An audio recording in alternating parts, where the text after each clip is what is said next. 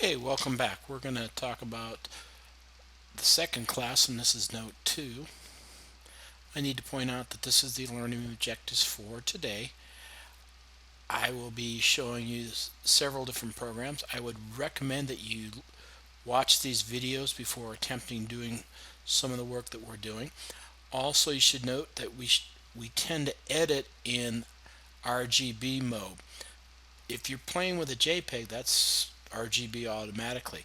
However, if you're using a GIF, it's going to be in index mode, and you're going to need to change that mode to RGB from index color. And then, of course, if we were playing with print, we would want to use CMYK. But for this class, for the most part, you're going to be using RGB. So let's go down here. We have a picture right there.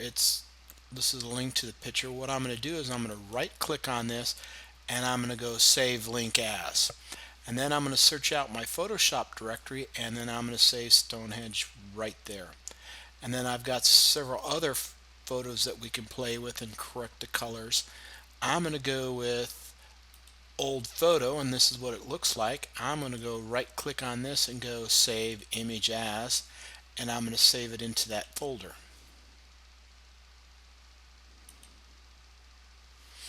And then I'm going to right click on that Eiffel Tower and go save link as, and save the Eiffel Tower.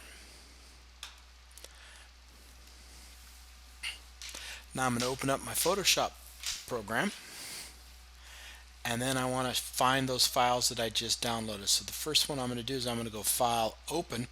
Now this is a nice little trick you can do. I'm going to hold down the Control key, and I'm going to click on Eiffel Tower, Old, and Stonehenge. And then I can open all three. If you notice right there, the names are right there. I can open them up at one time, and I don't have to do them one at a time. This is extremely useful, especially if you're putting a bunch of pictures together in some form of composition. Now what I'm going to do is I'm going to come over here to my toolbar. I'm going to right click on this weird little icon that's right below the eyedropper. It's the patch tool, and I'm going to click on the Content Aware Move tool. And here's how I do the Content Aware. You would think you'd want to get as close to it as possible, but the way this program works, it's better if you kind of do a gross movement like that.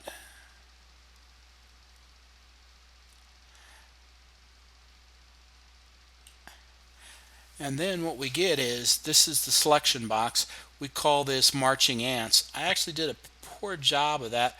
If I wanted to add to it, I could come down here, and that'll add some more of the marching ants section right there. That way I've got the whole thing. Now once I've got this selected, you know what, I want to go a little bit higher with that too. I'll do that. So notice I can add, I can subtract, I can take the merging of the two. Now what I'm going to do is I'm going to click and drag my picture all the way down to here. And then I can click on the submit, or I can double click. Now watch what the Content Aware Move tool does for you. It does its best job of trying to fill in this area right here so it looks okay. That didn't do such a hot job this time. That's too bad, because usually it does a much better job. If I really truly wanted to, I could take this and drag it all the way down to about here. Double click again. Still not very happy with that, but we can come back. Well, these marching ants tell me what the selection is. Well, what I'm going to do is I'm going to do Control D so I can deselect it. Now the next thing I'm going to do is I am going to use the rectangle marquee tool, and I'm going to click down here, and notice that I'm going to get, once again, oh rats, didn't quite do that.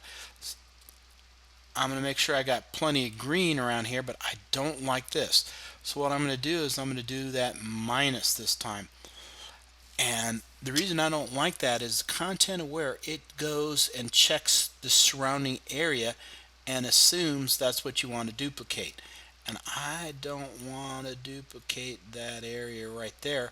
So by using my marquee tool again like that, I can now get rid of it. So what I'm going to do next is I'm going to go edit, fill, or I could do a shift F5. And with this fill, I have the option of using a content aware, which is what I want to do. But I could also do a foreground color or a background color, depending on how I'm doing this. But I want it to do its best job of duplicating the grass. So I hit the content aware fill, and there my grass has been filled. And then I'm going to do the same thing over here. I'm going to get rid of that selection, so I do a Control D to deselect, and then I'm going to come down here and do a shift F5. Same way as doing a content aware fill. There we go. Now the next thing I'm going to do is, this is one of the biggest mistakes that most novices do. I'm going to fill in this area right here, but it's kind of small. I'm at 100%, so I like that. I'm going to make it a little bit more. So I'm going to do a Control plus. And if I wanted to, I could do another Control plus just to make it bigger. Or another thing that I could have done is use my magnifying glass and then just selected the area. Now the tool that I'm going to use next is the clone stamp. So I'm going to click on that tool right here, select the clone stamp. Now what this clone stamp does for me is it selects the area that I want to duplicate. And so what I'm going to do is I'm going to hold down the Alt key. This is going to select from this point right there. I click, and then I can come down here and fill it. Now if you notice, I've got some crosshairs right there, so that's going to help me pick where my selection is. And if I want some variety, I can click over here again and go Alt click, and then it'll show me that crosshairs. Now the problem with this is, if you don't pay attention, you may end up pulling from the sky or pulling from the grass. But this is really kind of a cool tool once you get a feel for it. Now what I'm going to do next is I'm going to steal some grass. And I want, let's see, I would love to steal this grass right there. I'm going to go Alt click, and I'm going to add some grass right there. And I'm going to come back and do an Alt click, match that grass up a little bit, come back, Alt click. Now, as you can imagine, this can be very tedious at times. And then I may want to come back here and cover up what I've just done. So Alt click, come over here, Alt click, like that, and there I've just fixed that boulder. And if I wanted to get more of this, now notice that I've gone up here and all of a sudden this area is white. Well, what it's doing is that crosshairs is sampling from here, the space up there. Well, I want to do some more from here, so I'm going to do an Alt click and bring it down like that. I can do Alt click again.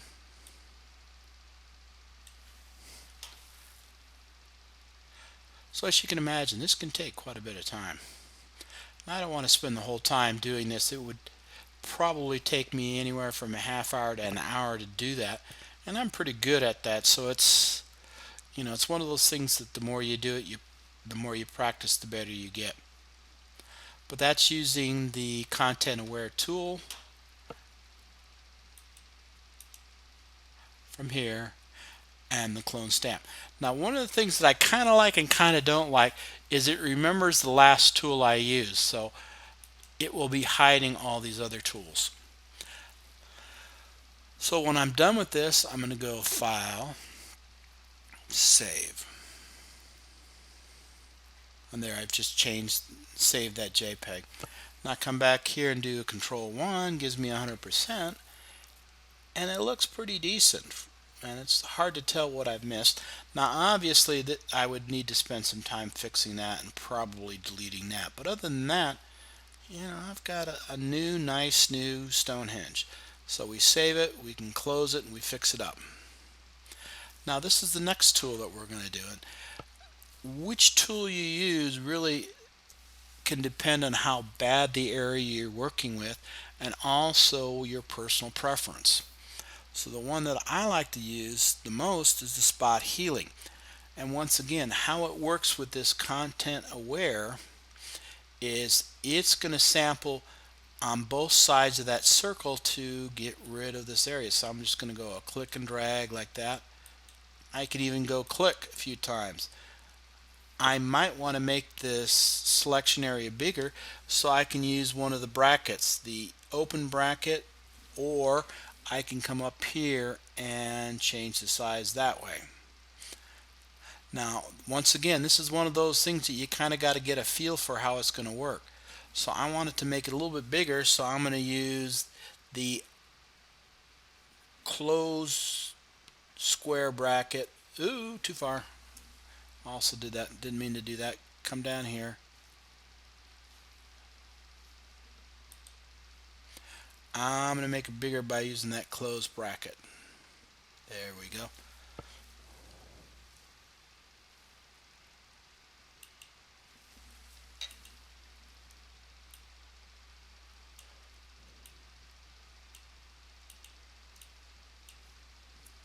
Now when you get to a different change of color, this is where it gets kind of tricky, and you might want to make it smaller by using the starting bracket or the open bracket like that, like that, like that, to change the sample area. Once again, same with that. Since I'm really close to her face, like that, I want to make this bigger, so I use that closed bracket.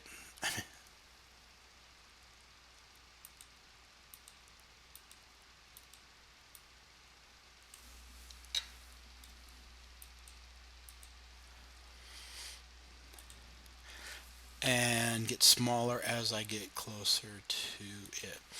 Now once again, I can also use the clone stamp by coming over here and selecting a sample area that's clean. But this is such a bad picture that it's really hard to find a good sample area. So I could probably use the clone stamp for this right here.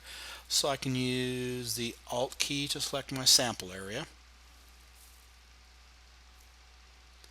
Click, and then I drag there. Click, drag through there.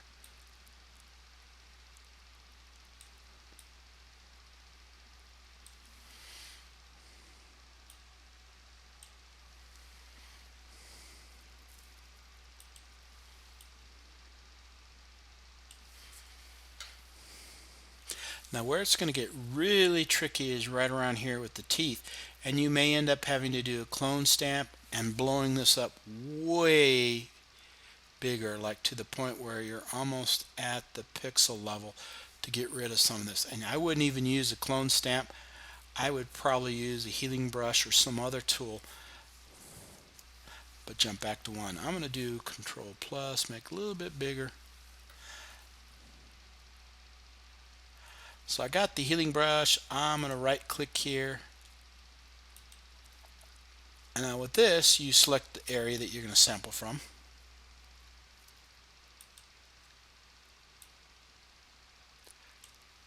So it's just like the other one, except you're telling the sample area.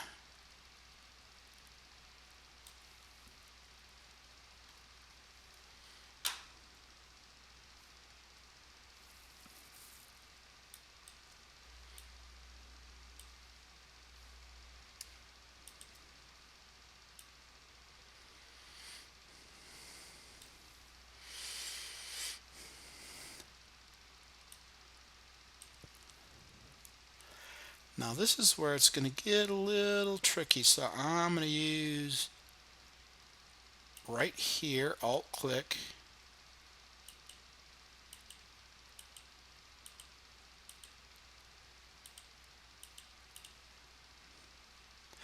Now clone stamp, it would go up from where I want it, so I might want to switch back to that clone stamp and go Alt, click right there and go up, up, up, up. Once again, this is one of those cases that you're just going to have to play with it to find out which way the best tool to use. Now the patch tool is not one of my favorite ones. Now notice I am going to click right here and draw a little section right there, and then I'm going to drag it over to there, and it's going to do that content aware thing, so I can try to match it, and I'm going to drag it down to here to hopefully get rid of some of that patched area.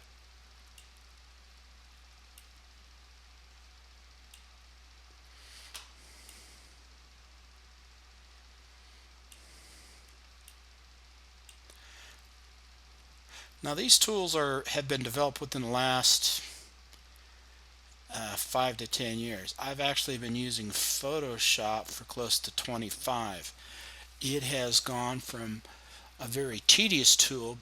With this content aware tool, it has become much simpler, much faster, and it's just amazing some of the stuff you can do. But like I said before, you're going to have to play with this. Now another thing you're going to want to do, now this is called destructive, because we're actually not going to destroy the picture, but what we're going to do, first of all, before I forget, I got to get rid of that selection area. I'm going to do Control D. Obviously I'm going to want you to play with this a little bit more for practice, but I just kind of wanted to give you a sample. Now the other thing that we're going to do is we are going to go Image, Mode, now Adjustments. I can play with the brightness and contrast. I can make it a little bit brighter,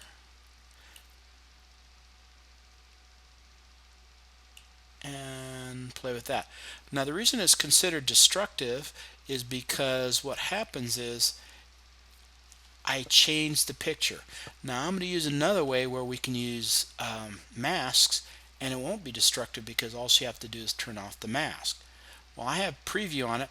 Now one of the tricks that I like to do, I played around with the sliders before that, but I'll usually like to go auto first and then adjust it, because I usually don't like, come on, get off. Ooh, there we go.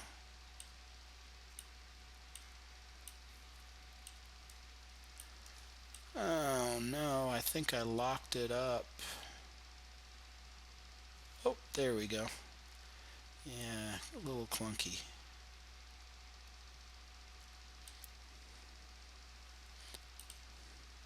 Now another one of the tools that we can do is go Image, Auto Color. Ooh, so it's making it more look black and white. Now if I don't like that, I can do Control Z. If I wanted to go back another step, I could do a Control Alt Z and went back to Control Z. Let's go auto contrast. Ooh, I like the auto contrast because it brings it out a little bit more. So like I said, I like to use that as a starting point, and then I come down here and change it. Well, one of the things we could do is hue and saturation.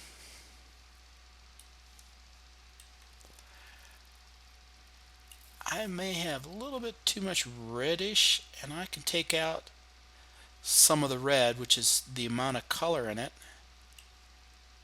and I get a better picture like that. It looks more like a black and white. I can also change the coloring by changing the hue.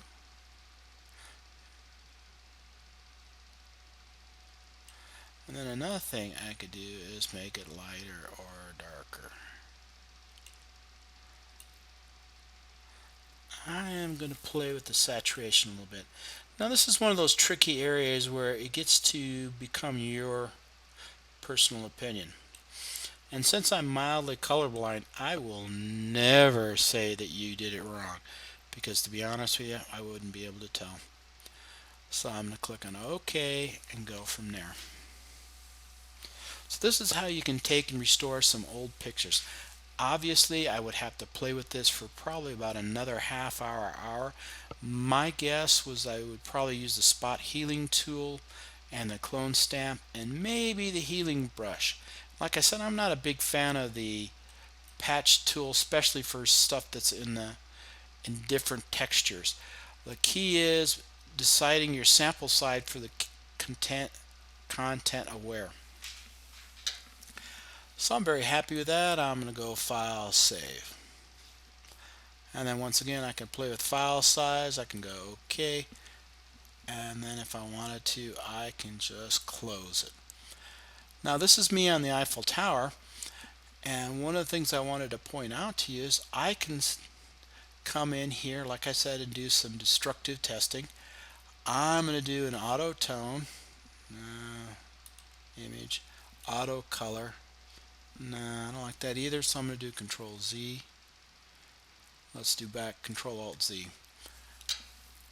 I'm going to come in here and go Image, Adjustments, Hue and Saturation. The reason I'm doing Hue and Saturation is because I've got too much color here.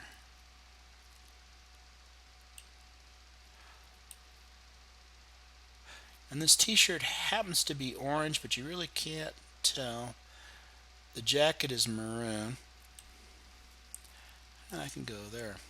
Now another thing I can do is I can select a whole area with my selection tool like this. Now I don't want to change my hair, so what I'm going to do is I'm going to subtract. Now this time, instead of the marquee tool, I'm going to use the lasso tool. And the reason I'm going to use the lasso tool is so I can get hair like that.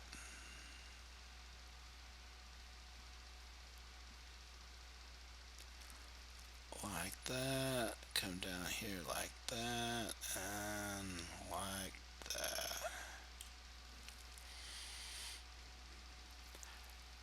And since I want to add, I'm going to come over here to the marquee tool just to make sure I got a, want to make that add.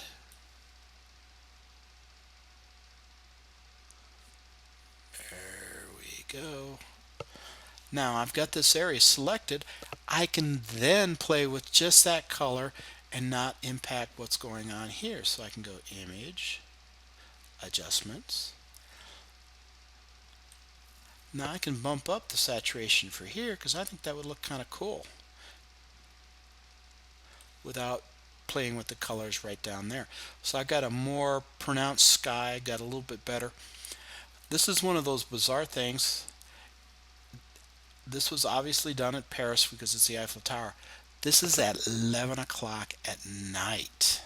You got to remember that Paris is a lot farther north than most of the US, and so it gets late a lot. It gets dark a lot later. So that's another thing that we've done. So those are some of the tools that we're going to play with. You need to look it over. I just wanted to give you kind of a quick and dirty look at that. And I'm going to save that and say okay. Now we're going to come back here and we're going to jump up to this spot. This is what we're going to do. We're going to correct this picture. So there's a picture linked here. So once again, I could right click or I could just click on this and then download it. Now what I want you to do is, obviously I want it to be a little bit more pronounced in color, so you might want to play with the vibrance first and get it nice and set, and then fix all of these cracks. And you should note that there's cracks here, here, here, here, here, here, here, all the way through. So it's going to take some time to do this. But once you've done it, it's a pretty amazing feat to make something that looks this bad look so nice. It's not something that can be done very quickly, so you need to take your time to do it. Well, once again, I've got it up here. I'm going to right click. I'm going to go Save Image As, or if it's Edge, it'd be probably Save Picture As, and Save and Repair. Now remember, we're going to make all these changes, so I'm going to want it to be saved as a PSD, and that PSD can be any size. It's whatever it takes to do all the work. And then once you're done making the corrections, you save as a PSD. Then remember to go with that PSD and go File, Export, Save for Web. Save it as a JPEG, and remember it needs to be under 100K. If you don't get under 100K, you're going to get penalized 10 points, because optimization is a very key skill. So hopefully that's been real helpful, and I look forward to your comments.